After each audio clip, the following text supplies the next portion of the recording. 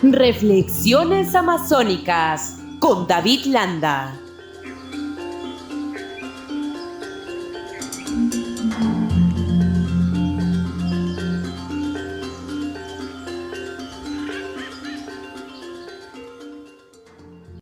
Le damos la bienvenida a esta hora a David Landa, ecologista, integrante del colectivo Moyobamba 500 años. Buen día, David, qué gusto saludarte.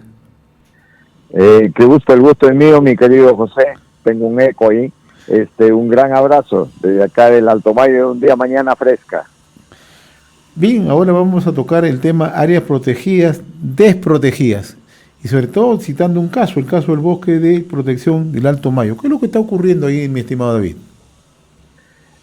Mi querido José, sí es un tema sumamente importante, ¿no? En el papel, pues, el Perú tiene el 17 o el 18%, para redondear cifras para arriba, de su territorio nacional bajo el sistema de áreas naturales protegidas, ¿no? Entonces, pero la realidad, pues, es totalmente diferente, porque se establece en el papel, se hace una poligonal de la reserva, se establece su superficie, como en el caso del bosque de protección, 182,000 hectáreas se determinan como de protección y sin embargo estas no están protegidas realmente porque tienen toda la presión de la población, inmigrantes que vienen y se establecen sin ningún control, sin una dirección del Estado y que no pueden identificar en principio cuál es una línea. Tengo mucho eco, estaba mejor al principio.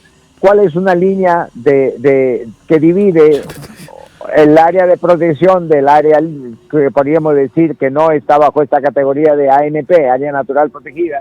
Así que las invaden y luego, claro, los traficantes de tierra toman conocimiento de esas zonas y no solamente ocupan las zonas de amortiguamiento, sino que penetran profundamente ante un estado tan débil que solamente en el papel protege y débilmente de una manera estratégica u orgánica, ¿no?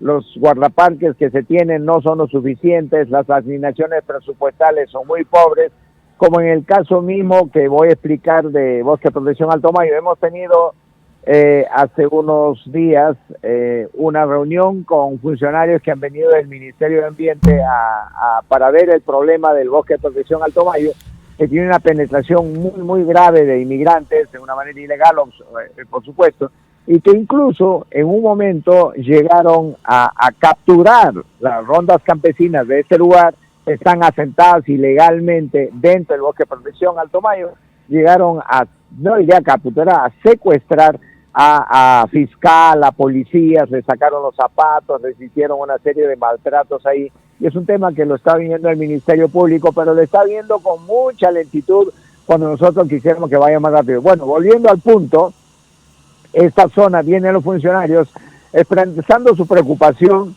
de que ya no quizás hay recursos para sostener a un punto de vigilancia asignado a la policía en la zona del Candamo, porque nuevamente los recursos son exiguos. Y ahí nos generan particularmente una preocupación, porque ya aquí en Reflexiones Amazónicas, en oportunidades anteriores, hemos hablado de los mercados de carbono y de la capacidad que tienen los bosques de fijar carbono, y cómo es que bajo los acuerdos de París hay una urgencia de muchas empresas, muchos países, de bajar sus niveles de huella de carbono y trabajar a lograr la huella al carbono neutral. Y ahí me explico.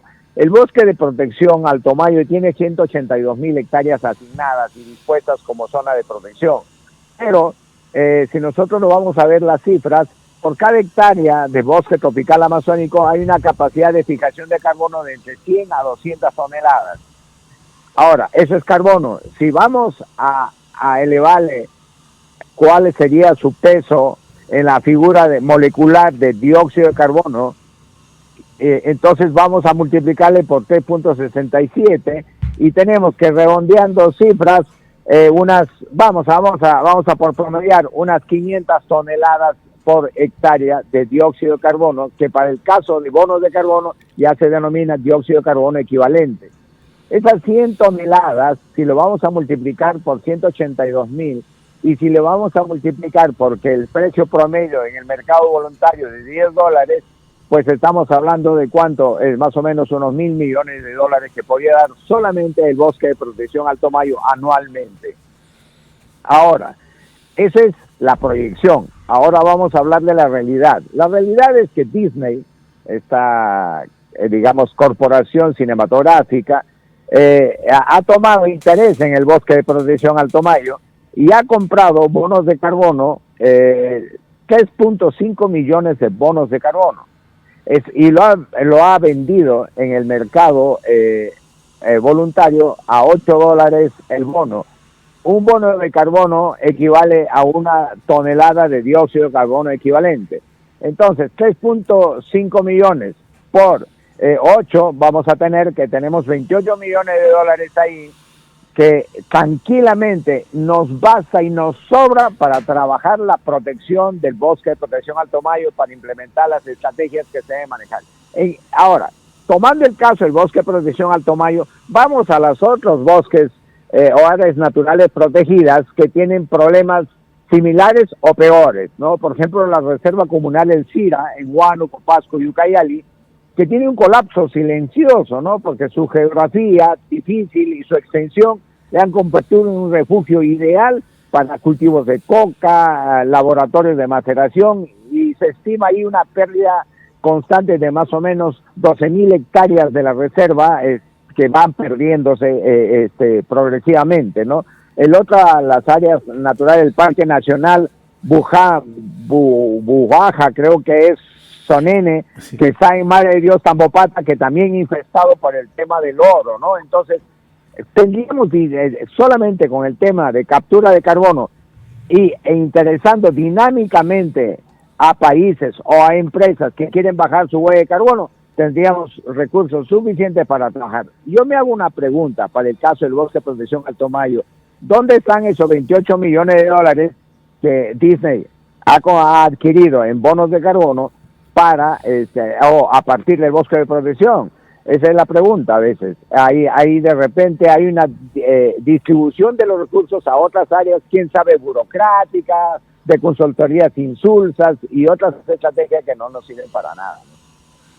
Ahora, ¿el tema pasa solamente por un tema de seguridad, David, o es que si hay que tomar otras medidas? ¿Un tema de qué al final no te escuché bien? Si solamente pasa por un tema de seguridad o hay que adoptar otras medidas, en el caso, por ejemplo, de la protección del Alto Mayo.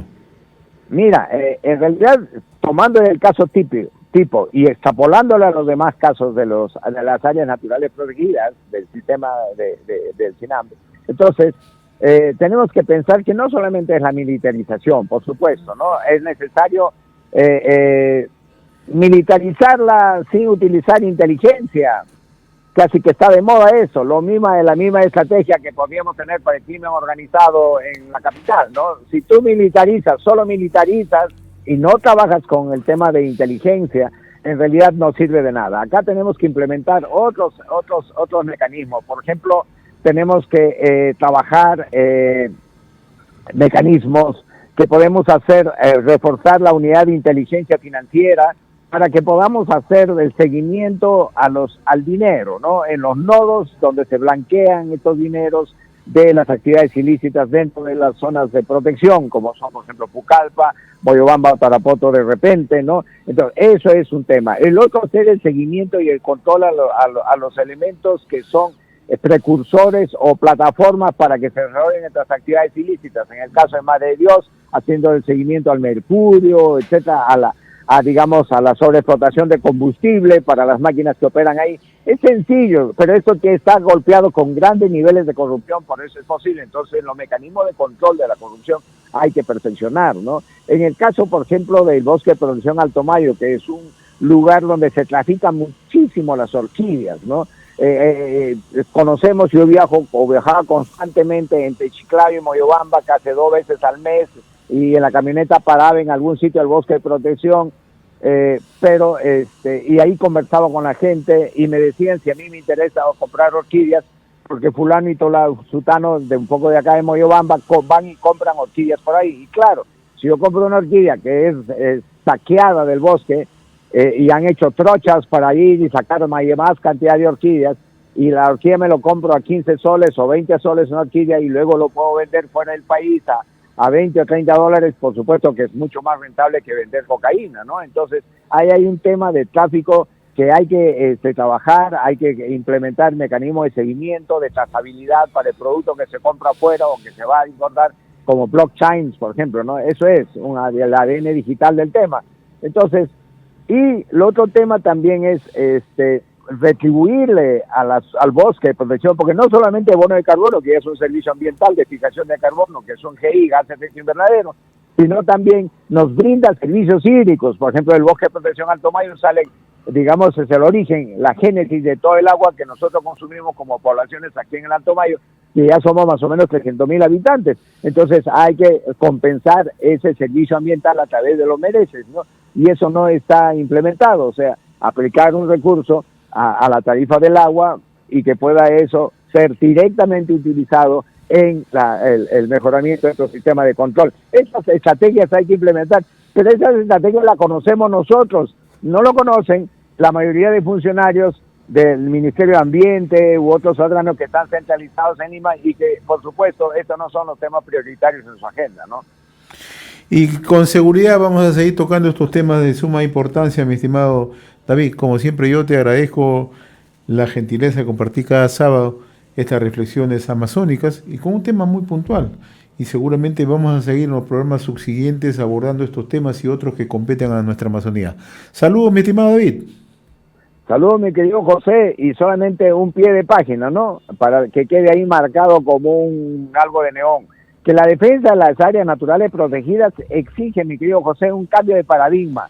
Mientras el Estado no garantice seguridad jurídica y física en estas zonas, las áreas naturales protegidas seguirán siendo territorios en disputa donde la biodiversidad es la primera víctima, pero la soberanía del Estado es el objetivo final y la pérdida final, ¿no?